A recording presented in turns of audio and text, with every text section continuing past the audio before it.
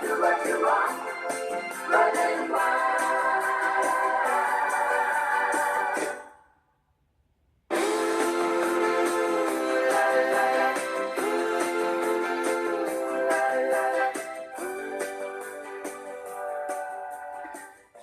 Steve Harley and the Cockney Rebel. Come up and see me, make me smile. Nice bit, sing along rock there from Steve Harley and the Cockney Rebel from way back in time.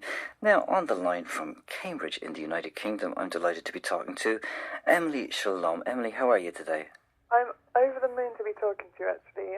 I've done a lot of work promoting this book and it's finally coming off, so yeah, I'm excited to have a conversation at last. Good, because the literary life, it can be a solitary thing. I hope you're having your fair share of conversations in your daily life and getting that balance between being stuck into the book and a bit of socialisation. Yeah, I actually did a talk yesterday where the entire audience engaged with me, so it's not a solitary trip, it's definitely a collective journey we're going on. Okay, well, let's go on the journey, because your book is called The Religion of Self-Enlightenment. Now, you are Emily Scialom, but the author's name, it's Emily B Scialom, is your author handle, as it were. What is the religion of self-enlightenment? It's basically an internal journey to absolute truth, and the idea is that everyone has a different pathway to the same destination, which we can't really see while we're in our lives because of the difficulties of seeing beyond ourselves. However, we're all on the same journey going different routes, and the destination appears to be something about love and oneness. And you have a central character in your book. Help me with the pronunciation here. Is it Carrick Ares? Ares, the god of war. Carrick Ares, named after the god of war. Now, I suppose, is there a clue in the name about some of the turbulence or difficulties Carrick may well be going through? Absolutely. It's all metaphors. Metaphors within metaphors. The psychiatrist he talks to is called Turnstone. Dr. Turnstone, so that's the stone upon which he turns. And his whole life changes as a result of meeting him, so no names are accidental. Okay, so you've put thought into naming your characters and positioning them within the unfolding that the book reveals. Yeah, absolutely. Now, this character, Carrick Ares, named after the god of war, he has a near-death experience, and he has to reevaluate his whole position in the scheme of things. Yeah, that's right. Essentially, he's the most boring man on the planet, and he wakes up after having a near-death experience and questions everything that he's learnt, everything that he's become in the 29 years on his planet. He changes his entire life. Everyone around him is incredibly worried about him. They want him to return to his normal way of behaving, and he refuses to and goes on his own journey. So he breaks away from the norm as a result of his experience. Okay, and in breaking away from the norm, I presume there's an element of self-discovery. It is the Religion of Self-Enlightenment is the title of your book, Emily. So I'm guessing from that there is an element of finding the truth within as part of his journey. That's it, basically. People focus a lot on the religion part of the title, but the idea of self-enlightenment, that we understand our own lives better than anyone else around us, and essentially the keys to the journey are our own, really. So, it's an internal journey. And you, as the author, not the character, you are the author. You write the character of Dr. Turnstone, as well as the protagonist and all the other characters in the book. What informed your particular input into these ideas? I had a nervous breakdown when I was 24, and from that I gained a lot of wisdom and understanding, as one does through times of hardship. And I wanted to tell people about it so that no one else would have to go through what I would go through, basically. Now, that's a noble wish, but I suppose you can't control the journeys other people go through, and not wanting people to go through those experiences, they still go through them, don't they? They do. However, I was really touched and amazed by this review that I received from Liverpool University from a student who insists that every student should read this book, and the ideas that I was railing against were the ideas I had in conventional education, which I felt damaged my life and my understanding of myself. And the reviews were actually saying exactly how I felt, that people should know that they have an internal voice which should be loud in their life, rather than anyone they happen to be around who's shouting down about anything, really. But explore that with me a little, Emily, if you would. What were the damage inflicted by the formal education that you experienced in the United Kingdom? Well, obviously, the idea in education is to follow the leader, essentially. At Hills Road, which was the best college in the country, I was learning how to write, and there seemed to be this idea that all the best writers have already appeared on this planet. There'll be no better writer than those in the past, than Shakespeare, and it really annoyed me. And at university, the idea is that you listen to your teachers, you get a high grade, and all of a sudden that's some kind of representation of your life, you know, where if you have a first, you are a good person, you've done really well, and if you have, failed, your life is meaningless, and there's no point to your existence at all. And I found that impossible to live by, not because I got bad grades, but because I became a follower of this kind of religion of success, if you like. And I got very lost in that. Ended up with a fiancé who was a millionaire, travelling all around the world. A bit George Best-like, you know, where did it all go wrong? But I was incredibly unhappy and almost suicidal at my richest and my most rewarded in terms of the external world. And that really led to a breakdown, which made me change everything about my life. And I can guarantee I'm happier now, so that's good. Well, I'm delighted you're happier now. I mean, those millionaires, they are overrated, really, in every department. You know, stay away from them.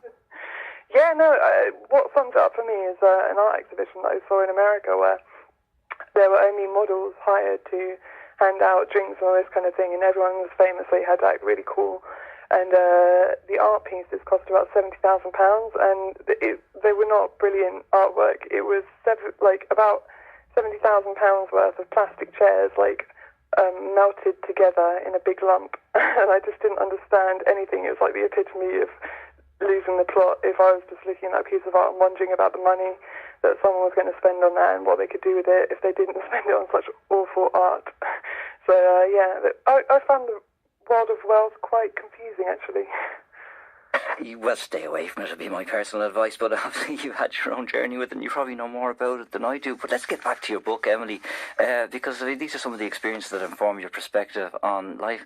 It's the word religion doesn't appear in too many book titles these days, but I'm struck looking back over the last 20 years. There have been works which deal with spiritual issues. I'm thinking particularly of the Celestine Prophecy by James Redfield, which kind of changed and had a huge cultural impact, changed the lives of an awful lot of people, because they presented basic spiritual principles in very easy to access ways. Is your book trying to attempting to do the same sort of thing? Exactly that. I've dedicated it to you, i.e. to everyone, and I think it's one of those books which really is trying to bring spirituality into the mainstream and make it accessible to people so that they don't feel like it's too far out, or it's too wishy-washy, or it's too obsessed with the past. It's about the modern world, it's about now, and it's really trying to connect everyone together, because if you believe essentially that there is something unifying all of humanity, then I don't want to exclude any section, any belief system, or any type of reader at all, actually. And did you have to do an awful lot of research? I believe it took you years to actually move from the insight that you needed to write this book. We don't have much time to get into it now, Emily, but I know you've got a background in writing poetry and writing songs, but writing a novel is a huge challenge. Did you have to do a lot of research into, say, the mystic traditions or the spiritual traditions of the world, and able to fulfill this book to your own standards? Yeah, it didn't come from nowhere. I have a background of investigating some of the weird aspects of spirituality and also some of the more accepted aspects of spirituality, and kind of putting them in a format which hopefully is acceptable to people. It's not too wishy-washy. It was edited by a Cambridge academic, and although I grew up in Glastonbury, I have lived in Cambridge about 20 years, so I know what the mainstream is and how to relate to it and all these kind of things. So hopefully I've made a harmony between the two. And I did do a lot of research. There are books by Raymond Moody called Life After Life, and almost anything that's written by Dr. Brian Weiss, I would advise anyone to read those if they're interested in spirituality, because everyone I give them to, they can't put them down. And that's essentially about reincarnation, scientific study into the soul, and the idea of past lives, essentially. And there are so many perceptions and insights from the great religious traditions of the world, be they Western, Eastern or Southern, or even from Nordic places, that you've an awful lot to draw on there. Emily, we have to say goodbye, unfortunately, because TikTok Mr. Clock is screaming at me to move on. But have you got a follow-up book to the Religion of Self-Enlightenment planned, and are you going to explore this field of spirituality, personal identity and religion further in your future works? Two excellent questions, and yes, I have written the follow-up already. My second book has the lover of the main character in the first book. Her life is completely explored in terms of her romantic feelings and her spirituality in the second book. That's called The Rivers. She marries someone else, and the journey that they go on turns into the journey that I write about. And my third book is called The Existence of Good. That's only about halfway through, but it's about the existence of the soul and the goodness of it. Well, Emily Scialom, trading, if I may say so, as Emily B Scialom, your author name. Your book, The Religion of Self-Enlightenment, is out there. It's available on Amazon and various other retail outlets online. Is that correct? That is correct. I think everyone should tell a friend. It's getting only 5 stars, and it's dedicated to you. Well, thank you so much. I feel gifted having a book dedicated to me. I'll take a bit of that for my personal self rather than my participation in the collective self. Emily, thanks very much for talking to me today, and I hope you get to come to Ireland soon, particularly the South Coast and here in Youghal, and maybe we'll get to chat in person about some of the other ideas that inform your work. That'll be fascinating. Okay, listen, have a good day, Emily, and thanks for talking to us today. Thank you so much. And there she goes, Emily Scialom, all the way from Cambridge in the UK. She grew up in Glastonbury, as she said. I would have liked to have talked to her about that. But time is not necessarily my friend. I'm going to play another tune and wrap up this show.